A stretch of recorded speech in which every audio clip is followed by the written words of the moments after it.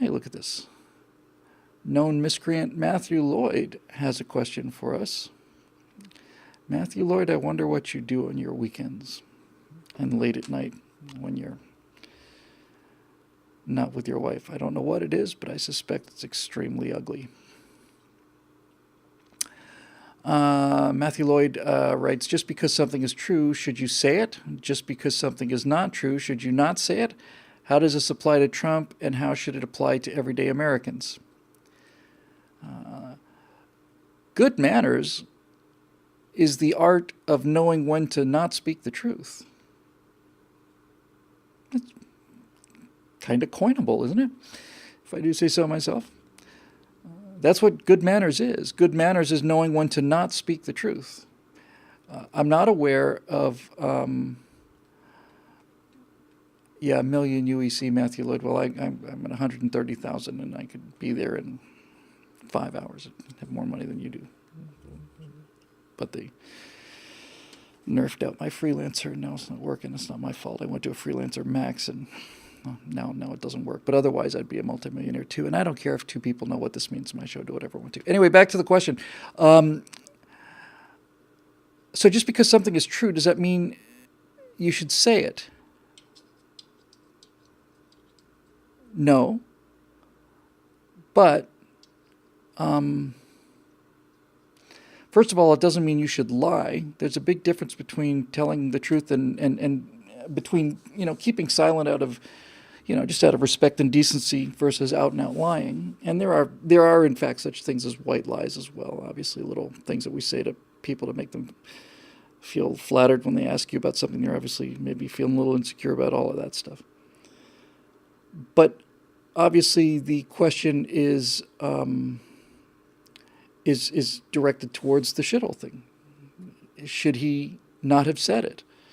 When this thing first blew up, I thought, I'm not kidding, I thought he'd said it in public. I thought he'd either said it in the Rose Garden or had gotten off the plane in Port-au-Prince, shaking the hands of the Haitian president, looked around and said, my God, this place is a shithole. When I found out that he said it in a private meeting, I was just shocked at how shocked everybody was. Because it's true, and everybody knows it's true. And if you don't acknowledge it, then you're stuck. Because if you don't admit that Haiti is a shithole, then you don't ever get to the reason why Haiti's a shithole. And so the poor people that have to live in this shithole continue to have to live there, and they live there forever, and nothing ever changes, and nothing ever gets better. And this is why what Trump did or didn't do is so important. That's why the left cannot have the truth spoken, because if you speak the truth, you come to the conclusion that some things are better than other things. And if something is better than something else, then they're not only in trouble, they're finished. If if the statue of David is better than some art from a tribe in Brazil, not just different than their art, but if it's better than theirs, then you have to start asking questions about why. And the left always assumes that's a question about race. It's not about race, it's about culture. Culture can be acquired. I don't feel any particular connection to Michelangelo. I mean, I suppose he's European and white, but I'm not Italian. I don't consider the Italians to be my people.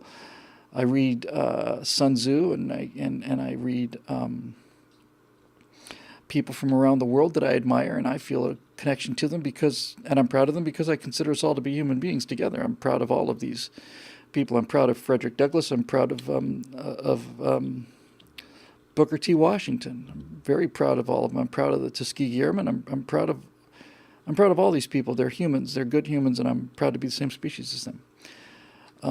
But if you cannot see, the whole idea of the left is that if you say that nothing is better than anything else, then there's nothing to fight over. When you get right down to it, that's what they're interested in, is a world where there's nothing to fight over, and that's because they're cowards. And a world where there's nothing to fight over is a world that suits them very well. That's why religion has to be destroyed, nationality has to be destroyed, patriotism, even things like art and any kind of a value judgment. They believe if you can eliminate value judgments of any kind, of all kinds, then the world becomes a safe place. But it doesn't. It becomes a weaker place. And it becomes an exceedingly unpleasant place because we're now in a country where everybody's speech must conform to the standards of the most sensitive, paranoid, hysterical people among us. And if we exceed the bounds of what makes them comfortable, then we have our bakery destroyed, or whatever the case may be. This is an argument I need to develop more and more consistently, and it's simply this. We conservatives always thought, that tyranny was going to come to us through the government, and therefore we're heavily armed with weapons. And that's not where it's coming from. These people are afraid of paring knives. They're not coming after us with guns, and they're not coming after us with tanks, and they're not coming after us by taking over the government. The defenses that we've established on those lines are overwhelming. They're unassailable defenses. First Amendment essentially still is unassailable, and so is the right to keep and bear arms, and so on. Somebody told me there's once in excess of 1 trillion rounds of ammunition in the country, and I ought to know because my wife shot about half of it off in the last 3 or 4 months. But in any event, we prepared ourselves so well against invasion from that quarter that they simply decided that it was pointless to attack there, so they attacked someplace else. And the censorship that they want is not being enforced by the government, and it's not being backed up by tanks or soldiers with guns. The government's not censoring anything we do. The censorship that they're looking for and the control of people's thoughts and minds is accomplished by social opprobrium. It's accomplished by shaming people and not just shaming them, by ruining their lives in the many ways that they know how to. The way they ruin the lives of the person who decided he didn't want to deliver a cake to a gay wedding. That is not allowed, and so he must be destroyed. But here's something interesting about this. And it really, I was talking with Natasha about this a couple nights ago, and a couple nights since then too. So if the left doesn't have guns, and they don't, and if they don't have direct government suppression, and they don't, then how have they achieved everything that they've achieved? How have they kept us so silenced? And that's when the stunning realization hits you that the only power that the left has, and it's enormous power, but the only power that the left has is the power that you give them yourself. It's the power of social proof. I've said many times that social proof, peer pressure, is the most powerful motivator in human psychology, and every single one of us out there has things that we know to be true, such as certain countries in the world being complete shitholes. And we won't say them. And we won't say them because we know that what will happen to us will be so damning that we just don't want to go through with it. We also know that that really does mean, essentially, when we say what's going to happen to us, we know it doesn't mean physical danger,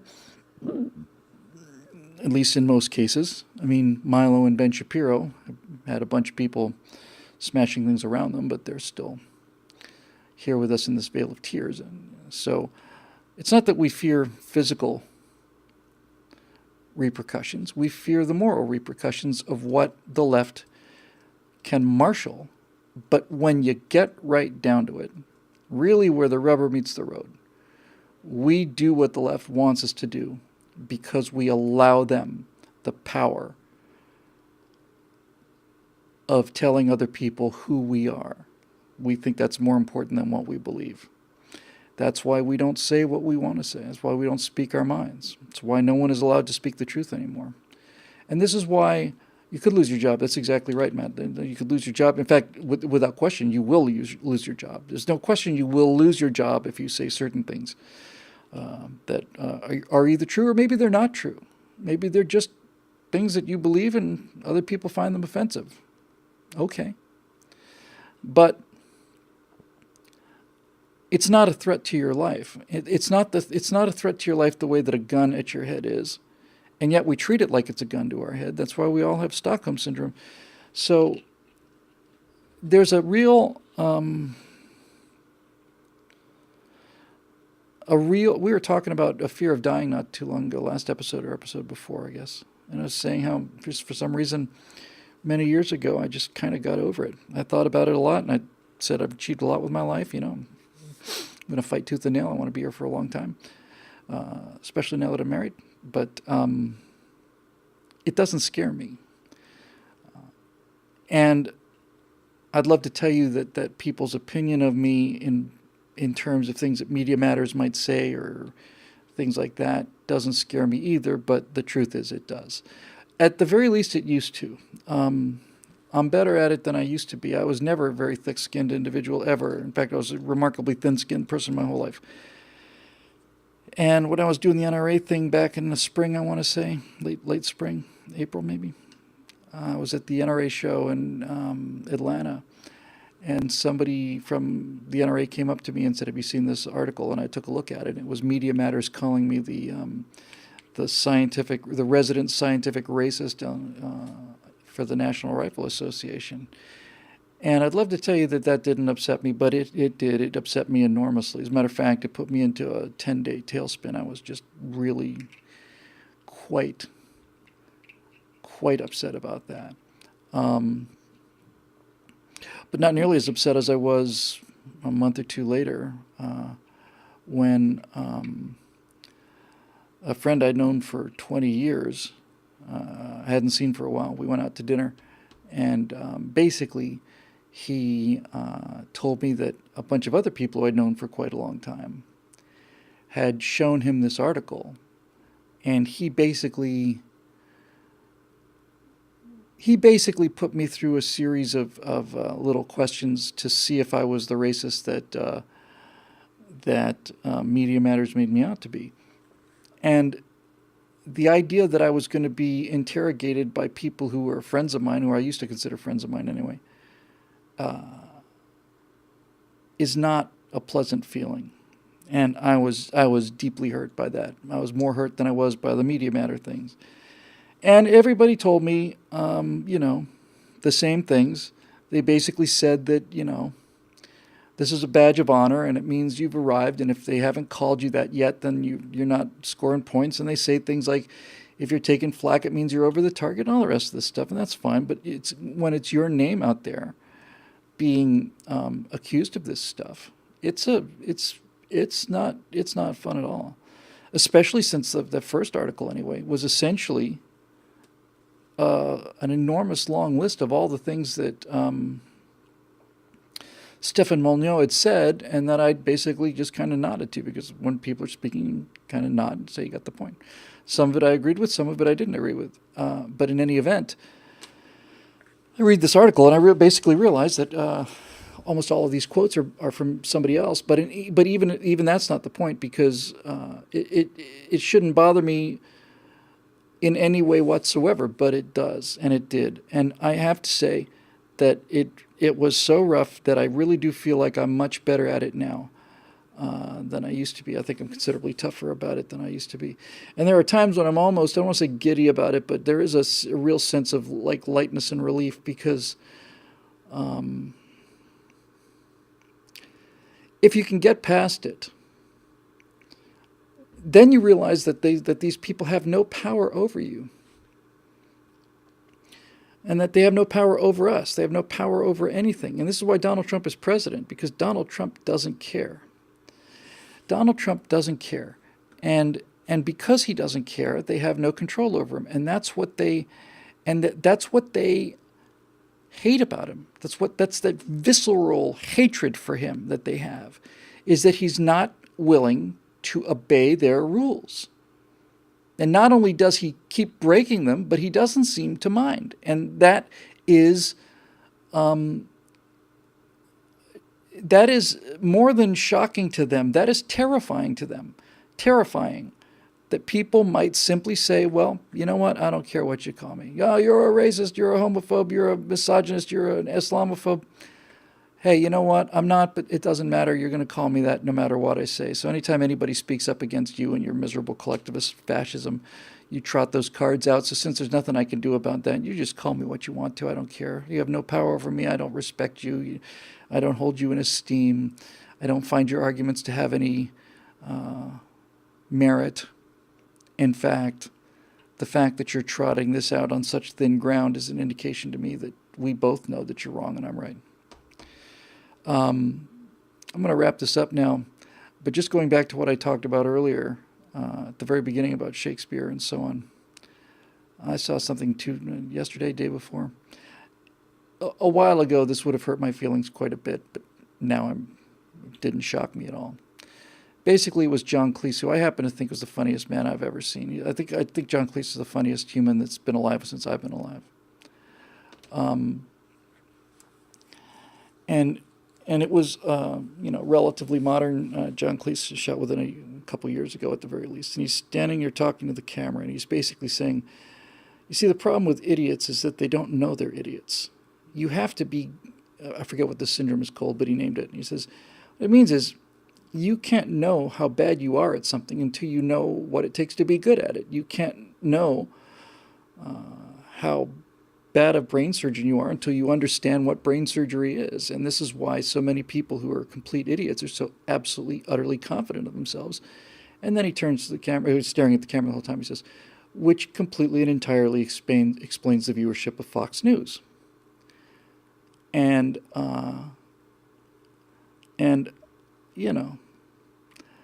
okay, John,